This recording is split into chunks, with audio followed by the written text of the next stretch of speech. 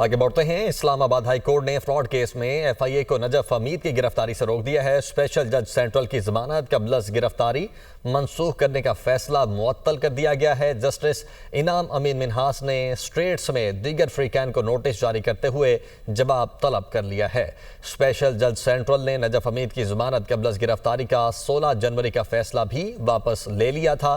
F آئی اے نے ضمانت منسوخی کے لیے اسپیشل جج سینٹرل کو درخواست دی جو کہ منظور کر لی گئی تھی۔ رضوان قاضی اسلام آباد سے ہمارے ساتھ موجود ہیں۔ رضوان، بتائے گا کن گراؤنڈز پر یہ فیصلہ کیا گیا؟ جی، اسلام آباد ہائی کورٹ نے فراڈ کیس میں ایف آئی اے کو نجف حمید کی گرفتاری سے روک دیا اور جسٹس انعام امین منہاس نے ٹرائل کورٹ کا فیصلہ جو ہے وہ بھی معطل کر دیا ہے۔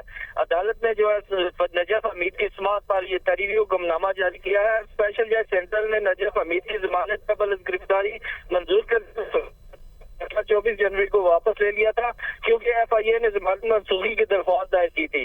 نجف حمید نے ضمانت منسوخی کے 24 جنوری کے فیصلے کو اسلام آباد ہائی کورٹ میں چیلنج کرتے ہوئے موقف اختیار کیا کہ ٹرائل کورٹ نے 16 جنوری کو وجوہات کے ساتھ ضمانت منظور کرنے کا آرڈر دیا تھا جو بعد میں بغیر کوئی وجہ بتائے واپس لے لیا۔ عدالت نے درخواست پر فریقین کو نوٹس جاری کرتے ہوئے جواب طلب کیا اور حکم امتناع کی درخواست منظور کرتے ہوئے ٹرائل کورٹ کا ضمانت واپس لینے کا آئندہ کا جو آرڈر ہے وہ آئندہ سماعت تک معطل کرنے کا حکم بھی دے دیا ہے۔ جی، حکم بھی دے دیا ہے۔ بہت شکریہ آپ کا۔